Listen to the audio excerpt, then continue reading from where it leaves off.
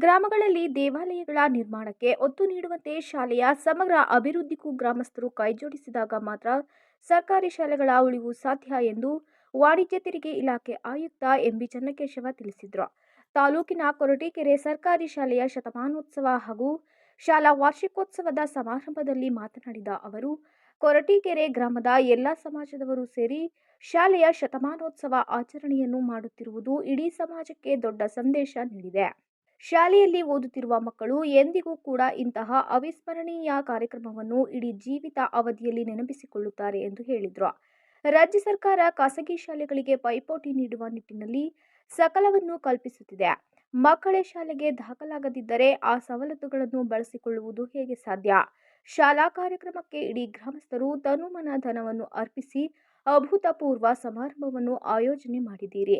ಅದೇ ನಿಟ್ಟಿನಲ್ಲಿ ಮುಂದಿನ ಶೈಕ್ಷಣಿಕ ಸಾಲಿನಲ್ಲಿ ಅತಿ ಹೆಚ್ಚು ಮಕ್ಕಳನ್ನು ಶಾಲೆಗೆ ಸೇರಿಸುವ ಮೂಲಕ ಇಡೀ ಜಿಲ್ಲೆಗೆ ದೊಡ್ಡ ಸಂದೇಶವನ್ನು ನೀಡಬೇಕೆಂದು ಅವರು ಮನವಿ ಮಾಡಿದರು.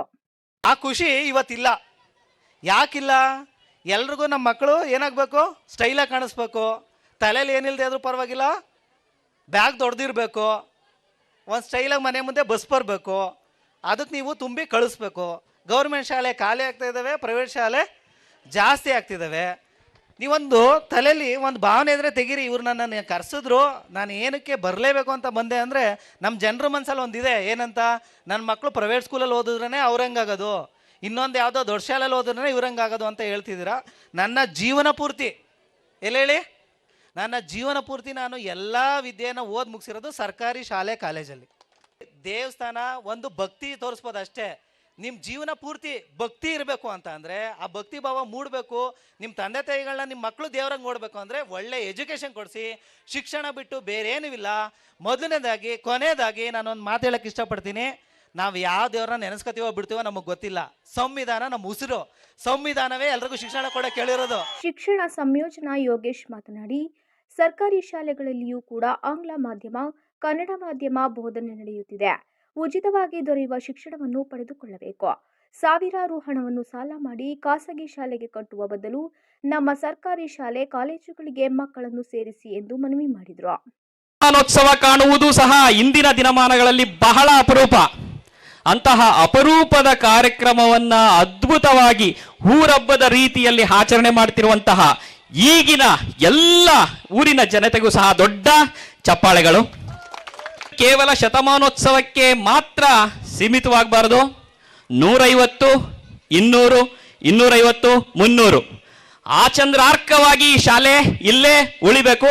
ಆ ರೀತಿ ಉಳಿಯುವಂತಾಗೋದು ಸಹ ನಿಮ್ಮ ಕೈಲೇ ಇದೆ. ಯಾಕೆಂದ್ರೆ ಒಂದು ಊರಿನ ಶಾಲೆ ಉಳಿಬೇಕು ಅಂದ್ರೆ ಆ ಊರಿಗೆ ಮಕ್ಕಳ ಸಂಖ್ಯೆ ಹೆಚ್ಚಾಗಬೇಕು.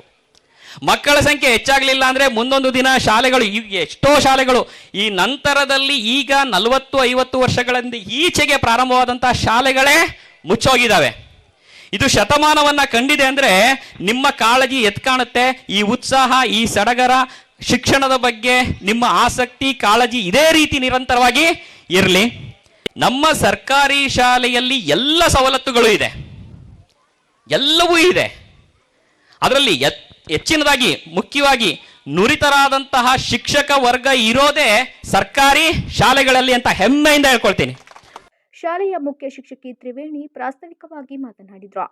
ಶಾಲೆಯ ಶತಮಾನೋತ್ಸವ ಸಮಾರಂಭ ಆಚರಣೆ ದಿನಾಂಕ ನಿಗದಿಯಾದ ಬಳಿಕ ಭಯವಾಗಿತ್ತು. ಆದರೆ ಇಡೀ ಗ್ರಾಮದವರು, ಹಿರಿಯ ವಿದ್ಯಾರ್ಥಿಗಳು, ಮುಖಂಡರು ಸಕಲ ರೀತಿಯಲ್ಲಿ ಸ್ಪಂದಿಸಿ ಕಾರ್ಯಕ್ರಮ ಅತ್ಯಂತ ಯಶಸ್ವಿಯಾಗಿ ನಡೆಯಲು ಸಹಕರಿಸಿದ ಎಲ್ಲರನ್ನೂ ಶಾಲೆಯ ಪರವಾಗಿ ಅಭಿನಂದಿಸುತ್ತೇನೆ ಎಂದರು.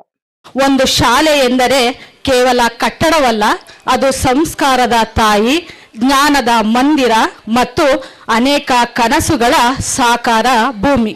ನಮ್ಮೆಲ್ಲರ ಹೆಮ್ಮೆಯ ಸರ್ಕಾರಿ ಹಿರಿಯ ಪ್ರಾಥಮಿಕ ಶಾಲೆ ಕೊರಟೀಕೆರೆಯ ಶತಮಾನೋತ್ಸವ ಹಾಗೂ ವಾರ್ಷಿಕೋತ್ಸವ ಸಮಾರಂಭ. ಶಾಲೆಯು 100 ವರ್ಷದ ಪಯಣವು ಹೆಮ್ಮೆಯ ವಿಷಯವಾಗಿದೆ. ಶಿಕ್ಷಕರ ಪರಿಶ್ರಮ, ವಿದ್ಯಾರ್ಥಿಗಳ ಸಾಧನೆ ಮತ್ತು ಸಮಾಜದ ಸಹಕಾರದಿಂದ ಈ ಮಹತ್ತರ ಸಾಧನೆ ಸಾಧ್ಯವಾಗಿದೆ. ಮುಂದಿನ ಶತಮಾನದಲ್ಲಿಯೂ ಶಾಲೆ ಇನ್ನಷ್ಟು ಬೆಳವಣಿಗೆ ಸಾಧಿಸಿ ಸಮಾಜಕ್ಕೆ ಉತ್ತಮ ನಾಗರಿಕರನ್ನು ನೀಡಲಿ ಎಂಬುದು ನಮ್ಮ ಆಶಯವಾಗಿದೆ. ನಮ್ಮೂರ ದಾನಿಗಳ ಚಿತ್ತ ನಮ್ಮ ಶಾಲೆಯತ್ತ ಎನ್ನುವಂತೆ. ಜೈ ಹಿಂದ್, ಜೈ ಕರ್ನಾಟಕ ಮಾತೆ. ಕಾರ್ಯಕ್ರಮದ ಅಧ್ಯಕ್ಷತೆ ವಹಿಸಿ ವೆಂಕಟೇಶ್ ಗುರೂಜಿ ಮಾತನಾಡಿದರು.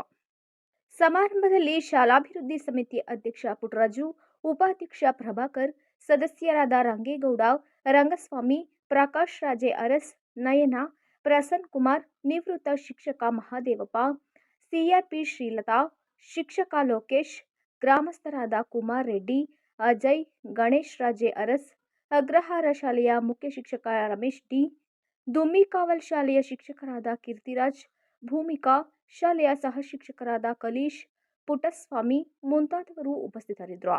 ವೇದಿಕೆ ಕಾರ್ಯಕ್ರಮದ ಬಳಿಕ ವಿದ್ಯಾರ್ಥಿಗಳಿಂದ ಸಾಂಸ್ಕೃತಿಕ ಕಾರ್ಯಕ್ರಮ ನಡೆಯಿತು.